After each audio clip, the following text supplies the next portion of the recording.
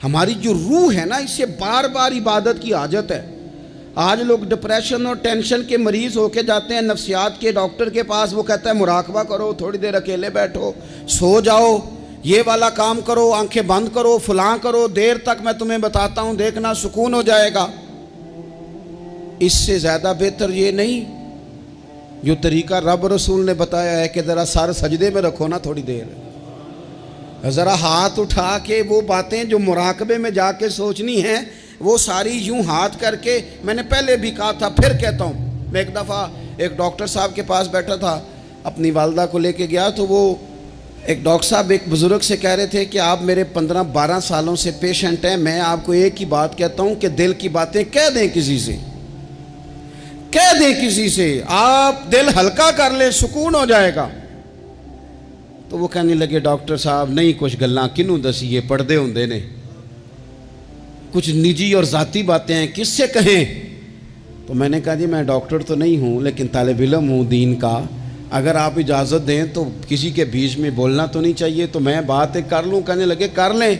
तो मैंने कहा बाबा जी वाकई कुछ बातें ज़ाती और निजी होती हैं, किसी से कही नहीं जा सकती, लेकिन हाल बताया ना हमें अल्लाह रसूल ने, जो किसी से नहीं ना कह सकते वो मुसल्ला बिछाओ और अपने रब से कह दो सारी, वो रसूल कायनात की बारगाह में कह दो सारी। एक दफ़ा निकालो, कहो उनसे, किसी से कहोगे तो वो अपनी मर्जी का तबसरा करेगा, रब रसूल से दुख कहोगे तो अल्लाह रसूल रहमत वाला मामला फरमाएंगे। कह दें जो दिल में है। सबसे पहली बात अहले बैत नबुव्वत के अंदर जो आपको मिलेगी वो अल्लाह ताला की इबादत है। बहुत ज़्यादा इबादत करना, रियाजत करना। आजकल इबादत से जी चुराना, मैं कुछ दीनदार लोगों को देखता हूँ, कहते हैं निस्बत बहुत तगड़ी है हमारी, तो जनाब ले जाएगी निस्बत हमें, तुम देखना फ़लाने बुज़ुर्ग को फ़लाने की ख्वाब आ गई, फ़लाने को फ़लाने की बिशारत हो गई। ओ खुदा के बंदो, मैं आपको उस घर की बात बता रहा हूँ, सैयदा फ़ातिमा अज़-ज़हरा, जो जन्नती नहीं जन्नती औरतों की सरदार हैं। मैं हसनैन करीमैन की बात बता रहा हूँ, जो सिर्फ जन्नती नहीं जन्नती जवानों के सरदार हैं, लेकिन वहाँ तो सारी रात मुसल्ला बिछा रहता है। इबादत आपकी रूह का तकाजा है। महंगे से महंगा मोबाइल खरीद के ले आओ, बेहतरीन माल खर्च करके आप उसको ले आओ, लेकिन अगर आप उसकी बैटरी को चार्ज नहीं करते बार बार तो वो आपको काम नहीं देता। आपने जनाब बड़ी महंगी गाड़ी खरीद ली, बड़ी महंगी, तो एक ही दफ़ा ख़रीदने से वो मुस्तकिल नहीं चलती, बल्कि उसमें बार बार पेट्रोल डलवाना पड़ता है। कुछ चीज़ें ऐसी होती हैं जिनकी बार बार हाजत होती है, वो पूरी करनी पड़ती है। सारी रात सैयदा फ़ातिमा अज़-ज़हरा रज़ी अल्लाह ताला अन्हा नफल पढ़ती थी सारी रात। घर के सारे काम करने, हाथों पे छाले पड़ जाएंगे। आज किसी गरीब तरीन आदमी की बेटी भी इतना काम नहीं करती कि छाले पड़ जाएं। हालांकि दुख फिर भी बड़े ज़्यादा हैं, आप जिससे भी कहेंगे वो कहेंगे बेटी बड़ी तकलीफ़ में है, रोती बड़ा है, लेकिन इतनी मुशक्क़त कोई भी नहीं करती। इतनी मेहनत के बावजूद रात को इबादत है, तकवा है। हज़रत अब्दुल्लाह इब्न ज़ुबैर ने हज़रत इमाम हुसैन की शहादत के बाद जब खिताब किया तो अहले कूफा के वो लोग जो तलवारें लेके निकले थे, आप उनसे फरमाने लगे, कूफियों तुमने पता है किस शख्स को कत्ल किया है? मैं हुसैन इब्न अली को जानता हूँ, मैंने अपनी आँखों से देखा है। ये ज़रा हज़रत अब्दुल्लाह इब्न ज़ुबैर के जुमले हैं। फरमाने लगे मैंने उन्हें देखा है, वो लंबे लंबे सजदे करते थे, वो लंबा रुकू करते थे, लंबा क़याम करते थे, वो अक्सर नफली रोज़े रखते थे। कसरत से इबादत अहले बैत का तरीका है। कुछ सजदों का ज़ौक़ बनाएं, कुछ मिजाज बनाएं इबादत का। दूसरी बात अहले बैत नबुव्वत के अंदर जो बड़ी अहम और बड़ी ख़ास थी वो थी अल्लाह की मखलूक की खिदमत। हमारे यहाँ कुछ लोग दुआएं मांगते हैं पहले, या अल्लाह मुझे अता कर, मैं बड़ा तेरे बंदों पे निसार करूँगा, मैं बड़ा कुर्बान करूँगा, मैं बड़ा दूँगा, लेकिन फिर जैसे ही उनके पास माल आता है उनके ख़र्चे भी ज़्यादा हो जाते हैं। अल्लाह ने वुसअत दे दी है, बड़ा माल दिया है, गांव वाले घर से शहर वाले घर आ गए, अब माल तो और ज़्यादा है, कहाँ खर्च करें, तो ठीक है। इमाम हुसैन फरमाया करते थे एक लम्हे के लिए, ये सुनो मेरे इमाम का कौल, फरमाया करते थे एक लम्हे के लिए किसी गरीब की मदद कर, अल्लाह पूरा महीना नफली एतिकाफ बैठने से तुझे ज़्यादा सवाब अता फरमाएगा। किसी के आंसू पूछ, किसी के आंसू पूछ, गमे हयात के मारों का एहतराम करो, गमे हयात के मारों का एहतराम करो, गमे हयात के मारों का, अहले बैत नबुव्वत का उसवा नूर देखो, अल्लाह की मखलूक की खिदमत, अल्लाह की मखलूक के साथ मोहब्बत। इमाम हुसैन के पास एक साइल आया एक दिनार मांगने, इमाम हुसैन फरमाने लगे ठहर जा, थोड़ा सा इंतज़ार कर। शाम हो गई, वो बैठा रहा। 5000 अशरफियाँ 5 थैलों में भरी हुई हज़रत सैयदना इमाम हुसैन रदी अल्लाह ताला अन्हो के पास लाई गई। तो हज़रत इमाम हुसैन रदी अल्लाह ताला अन्हो ने ना, वो उसने तो देखे ना, को मांगने वाले को तो पहले बंदा तलाश करता है कि टूटे पैसे हैं कहीं, फिर देता है। इमाम हुसैन के पास 5000 अशरफियाँ आई 5 थैलियों में, और बज़ाहिर हालत ये थी उस वक़्त कि एक अशरफी भी नहीं थी देने के लिए। 5 थैलियाँ आई भरी हुई पैसों की, 5 की 5 पकड़ा के ना मांगने वाले को, साथ फरमाने लगे माफ़ करना यार, तुझे शाम तक इंतज़ार करना पड़ा है। ये देखो खुद भीख दें खुद ही कहें मंगते का भला हो, यार ज़रा माफ़ करना, तुझे शाम तक इंतज़ार करना पड़ा। वो जो मिजाज है सखावत का, वो जो अंदाज है सखावत का, और ये जो हुजूर से इन्होंने लिया था ना। एक दफ़ा ना हज़रत फ़ातिमा अज़-ज़हरा रदी अल्लाह ताला अन्हा अपने दोनों शहज़ादों को ले के ना, तो नबी पाक की बारगाह में गई। आते हैं ना बहुत सारे नवासियाँ नवासे आते हैं, कई दफ़ा उनके अब्बा जी भेजते हैं, कहते हैं ले जाओ अपनी माँ को, तो नाने नुआ को हिस्सा देवे तुहाडा। वेखो जी, मैनू कुछ नहीं चाहिए, जो देना ने अपनी धी नूं देना ने, और देना भी चाहिए, बेटी का बनता है, बनता है। और मैं दर्जनों और बीसियों बार कह चुका हूँ, जो 5 मुरब्बे का मालिक है उसकी बेटी का भी हिस्सा है, और जो 5 मरले के मकान में रहता है उसकी बेटी का भी हिस्सा है। और वो भी बड़े समझदार हैं, जिनसे हिस्सा मांगा जाता है वो कहते हैं तेरा ब्याह नहीं किया, तेरा कहाँ से हिस्सा आ गया, ले जा हिस्सा, फिर मेरा मरे का मुँह ना देखना। तो मेरा उस बेटी से मशवरा है कि देखना भी नहीं चाहिए ऐसे जालिम का मुँह, रहने दो। जो शरीयत के उसूल की मुखालफत करे और बेटी को हिस्सा ना दे, ना देखो मुँह उसका, कोई ज़रूरी है देखना, लेकिन हिस्सा लो। ये वो हिस्सा है जायदाद में जो अल्लाह ने मुकर्रर किया है, अल्लाह के रसूल ने मुकर्रर किया है। ये किसी शख्स के इमोशनल ब्लैकमेल करने से ख़त्म हो सकता, ये नहीं ख़त्म हो सकता। बेटी की शादी कर दिया तो जो 5 दफ़ा बेटे ने पैसे उजाड़े हैं तेरे कारोबार में, वो भूल गए। क्या कहा था मियाँ साहब ने, कहने लगे तियां लई परदेस वे बाबल ते पुत्रां लई जागीरा, चुप चुप रहना ते दुख सुख सहना, बस तियां दियां तकदीरां, सारी जायदाद इसको दे दे। और मैंने ये देखा है कि बाद में जो इस तरह के जुल्म करते हैं वो कई जुल्मों का शिकार होते हैं, उन्हें जवाब देना पड़ता है। आमदाम बरसरे मतलब हज़रत सैयदा फ़ातिमा रदी अल्लाह ताला अन्हा अपने दोनों शहज़ादों का बाजू थामा, इमाम हसन और हुसैन का, और हुजूर की बारगाह में ले गई। दुनिया मांगने नहीं, दौलत के लिए नहीं, जायदाद के लिए नहीं। कहा हुजूर मैं शहज़ादे लाई हूँ, मेरे बच्चों को कुछ दीजिए। तो हुजूर फरमाने लगे फ़ातिमा, हसन को मैंने अपनी हैबत और सरदारी दी, और फरमाया हुसैन को मैंने अपनी जुर्रत और सखावत दी, दे दी मैंने दोनों चीज़ें। अल्लाह तबारक व तआला ने फिर इनको हुजूर की अता से वो फयाजी दी, सखावत, इबादत, और तीसरी बात गरीब परवरी। जो आदमी अनपढ़ और गरीब होता है ना, वो समझदार नहीं होता, उसके घर के बर्तन साफ नहीं होते, उसको चारपाइयाँ अच्छे तरीके से बिछानी नहीं आती, चूँकि बेड शीटें थोड़ी होती हैं घर में। तो इसलिए अकल तब आती है जब नोट आए, बेवकूफ़ान दे नौकर वेखे दानशमंद सियाणे। ये मतलब गाड़ी घर में आ जाए तो छोटे छोटे बच्चों को भी चलानी आ जाती है। जिस घर में मोटरसाइकिल हो बच्चों को सीखनी नहीं पड़ती। लेकिन अगर शय ही कोई ना हो, मैं किसी शख्स से बेजार नहीं हो सकता, क्योंकि एक ज़र्रा भी तो बेकार नहीं हो सकता। गरीब परवरी, थोड़ा सा ना लोगों पर तवज्जो। हमारा लहजा गरीब के हक में, वो सियाना नहीं, उसे बात नहीं करनी आती, उसे नहीं पता कि मैंने किस तर्ज के साथ बैठना है और किस नखरे के साथ मैंने प्लेट में डालना है। भूख ज़्यादा लगी हो तो फिर तो बहुत सारी वैसी चीज़ें भूल जाती हैं भाई। तो ये सारा शऊर तो तब आता है जब बंदा बर्गर खा के दावत पे आया हो, तो फिर वो थोड़ा सा सालन डाल के तो उसमें कांटा रख के तो खड़ा होके गपशप लगाता है, इसलिए कि वो रोटी नहीं खा रहा होता, वीडियो बनवा रहा होता है, वो तस्वीरें बनवा रहा होता है, उसका लहजा और होता है। लेकिन गरीब परवरी, मिस्कीन के साथ बैठ के खाना, कभी मजदूरों के साथ तस्वीरें खिंचवाना, उनकी हौसला अफजाई करना, उन्हें कहना कि नजरें झुका के ना जिया करो, उठा के जिया करो।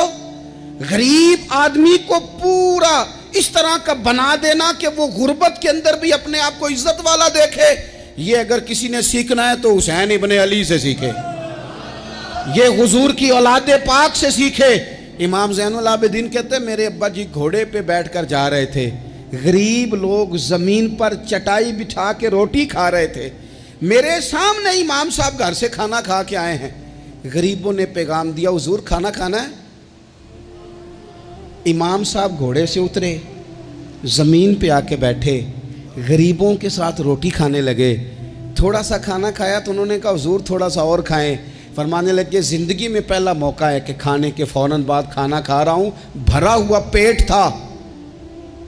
लेकिन अली का पुत्र, फातिमा का लाल ज़मीन पर बैठ इसलिए गया है कि गरीब कहीं ये ना समझें दावत दी थी तो हुसैन ने कबूल ही नहीं की, इसलिए बैठ गया हूँ, वरना एक लुकमे की गुंजाइश नहीं थी। इसको कहते हैं गरीब परवरी, इसको कहते हैं मिजाज ख़त्म करना छोटे बड़े का, इसको कहते हैं कि सफ़ में खड़े हो गए महमूद व याज, न कोई बंदा रहा न कोई बंदा नवाज।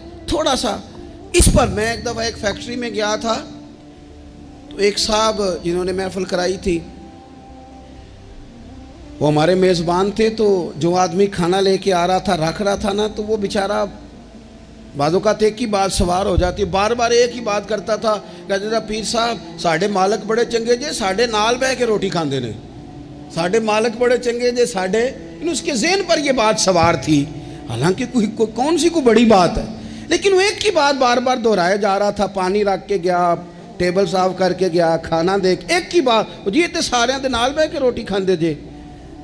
तो मैं सोच रहा था कि यार ये किस तरह का बंदा है, इसने काम तो छोटा सा किया है लेकिन इस बंदे के जज्बात हैं। अब पता नहीं इस गरीब आदमी के जज्बात की वजह से रब इसके रिस्क में कितनी को बरकत पैदा कर देगा, कितना को फजल हो जाएगा। ये जज्बाती हो गया है, शौक के साथ बात कर रहा है। तो ये अहले बैत नबुव्वत का तरीका है। फिर उससे अगली बात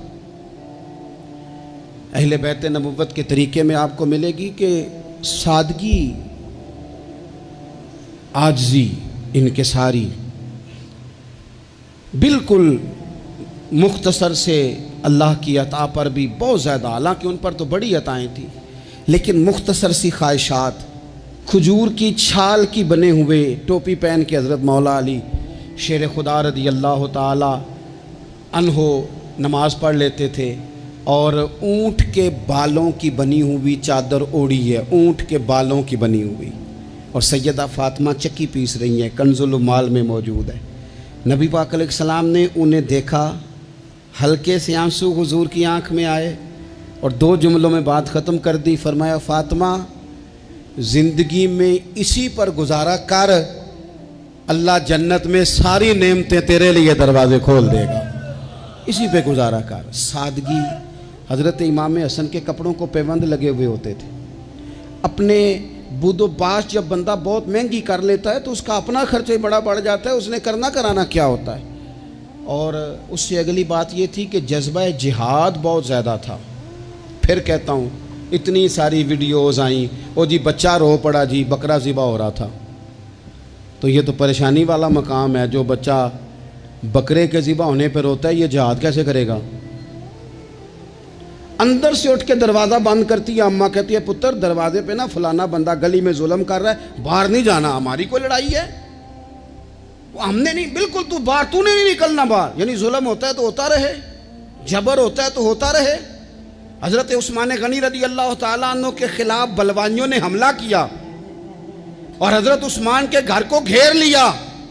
लोग तो औलाद को बचा बचा के रखते हैं ना, बाहर नहीं जाना, बाहर नहीं जाना, लेकिन हज़रत मौला अली शेर खुदा अपने बच्चों को हर जिहाद में पहले लेके जाते थे। हज़रत अली के ज़माने में भी जितनी जंगें हुई अपने शहजादे पहली सफ़ में। हज़रत मौला अली ने एक तलवार इमाम हसन को पकड़ाई, एक इमाम हुसैन को पकड़ाई, हज़रत उस्मान के दरवाजे पे खड़ा करके कहा, पुत्र खबरदार, उस्मान सहाबी रसूल हैं, तुम्हारे खालू हैं, कोई सैयदना उस्मान का दरवाज़ा ना फलांगने की जरूरत करे, कुर्बान जाएं। दो शहजादे तलवार लिए, हालात बड़े ख़राब थे उस वक़्त, बलवाई मिस्र के मदीने पर चढ़ाई किए हुए थे, हज़रत उस्मान का घर घेरे में था, लेकिन उनकी जुर्रत नहीं हुई हज़रत उस्मान का दरवाज़ा क्रॉस करने की। क्यों? कि एक कोने पे तलवार लेके इमाम हसन खड़े थे और दूसरे पे इमाम हुसैन खड़े थे। बच्चों को जब एसी वाले कमरे में पूरी तरह बंद कर देना वालद, और उन्हें कहा अच्छा बर्गर खाना है, 4 मंगवा लो बर्गर, फलानी जगह जाना है, बेटा नहीं ज़रूर जाना चाहिए, कोई इंजॉयमेंट मिस नहीं करनी, फिर आप बच्चों से तवक्को करते हैं वो मेहनत करेंगे, आगे बढ़ेंगे, ये कैसे हो सकता है? नामी कोई बगैर मुशक्क़त नहीं हुआ, 100 बार जब अकीक कटा तब जाकर नंगी हुआ।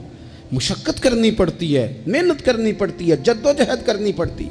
तो जज्बा जिहाद बहुत ज़्यादा था, और जिस चीज़ की हमें बड़ी ज़्यादा ज़रूरत है, बड़ी ज़्यादा, वो है सब्र और इस्तकामत। इन्नल्लज़ीना क़ालू रब्बुनल्लाहु सुम्मा इस्तक़ामू फला खौफुन अलैहिम वला हुम यहज़नून। रब फरमाते हैं जिन लोगों ने कहा अल्लाह हमारा रब है, फिर वो डट गए, उन्हें ना कोई खौफ होगा ना वो गमगीन होंगे। हमारे पास सारा कुछ है, सब्र और इस्तकामत नहीं। एक पूरा दिन नहीं भूखे गुजार सकते हम लोग। एक ज़रा सी टेंशन आती है, एक टेंशन तो लोगों को मैंने देखा है कि ज़िंदगी की सारी खुशियां दांव पे लगा देते हैं। हमें बिल्कुल सब्र करना नहीं आता। 100 से ज़्यादा मर्तबा कमोबेश कुरान पाक ने सब्र का हुक्म दिया है, बार बार कहा सब्र करो, सब्र करो, सब्र करो। है ही नहीं, मिजाज ही नहीं, तड़पते, लड़ते, नाराज़ होते, बिगड़ते, परेशान होते, जल्दबाज लोग। एक अजीब सी मुआशरे के अंदर खींचातानी है, चूँकि हौसला नहीं, सब्र नहीं, इस्तकामत नहीं। एक बंदा आज एक फ़ैसला करता है, सवेरे वो फ़ैसला बदल देता है। कल वो किसी के बारे में कुछ और कह रहा था, आज कुछ और कह रहा है। हमारे मिजाजों में इस्तकामत नहीं, ठहराव नहीं, हमें ठहरना नहीं आता। हालांकि नबी पाक अलैहिस्सलाम ने फरमाया है अल्लाह को वो काम ज़्यादा पसंद है जो थोड़ा किया जाए पर रोज़ किया जाए। पत्थर पे पानी पड़े मुत्तसिल तो बेशुबा घिस जाए पत्थर की सिल। पत्थर में कभी कोई चीज़ सुराख नहीं कर सकती, और पानी तो सुराख कर ही नहीं सकता। नौजवानों, पानी पत्थर में सुराख, लेकिन अगर पानी हो मुस्तकिल मिजाज और एक एक कतरा गिरता ही रहे, गिरता ही रहे, गिरता ही रहे, गिरता ही रहे, तो देख लेना तुमने फर्श लगवाया होता है, सीमेंट और बजरी डाली होती है, पर अगर मुस्तकिल गिरे तो पत्थरों में भी पानी सुराख कर ही देता है। शर्त यह है कि मुस्तकिल मिजाजी हो।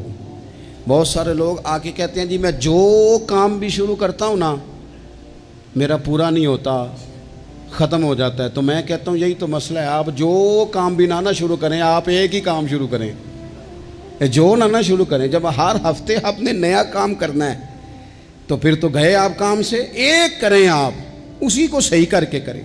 इस्तकामत फिद्दीन, सब्र। हालात मेरे और आपके ठीक करने से कभी ठीक नहीं होते। एक दफ़ा बहुत ज़्यादा आजमाइश थी, एक दोस्त पर, वो बड़े परेशान थे, तो हमारे बुज़ुर्गों के पास बैठे थे, तो बड़ी ना वो बेचैनी का मुजाहरा कर रहे थे कि हुजूर क्या करूं, किधर जाऊं, फ़लाँ मसला हो गया। तो बुज़ुर्गों ने बड़ी अजीब, बड़ी खूबसूरत, बड़ी अनोखी बात की। कहने लगे पुत्र जल्दबाजी करने से रोज़ा जल्दी नहीं खुलता, रोज़ा मगरिब के टाइम जाके ही खुलना है। अगर जल्दबाजी करोगे भी तो इसने खुलना मगरिब के टाइम ही है। फरमाने लगे हालात ख़राब हो गए हैं, बहुत बेसब्री करने से, बहुत रोने से, बहुत लोगों को बताने से, बहुत वाह वेला करने से ये ठीक नहीं होंगे, उल्टा लोग तुम्हारा तमाशा देखेंगे। बेहतर ये है कि तुम सब्र करो, इंतज़ार करो, इस्तकामत के साथ डट जाओ। शर्त क्या है ज़िंदगी में? सिर्फ शर्त एक है कि आप अपने ज़मीर से पूछ लें कि आप सच्चे हैं कि झूठे हैं। अगर आप सच्चे हैं तो फिर ज़रा सब्र करें, इंतज़ार करें, हालात ठीक हो ही जाएंगे।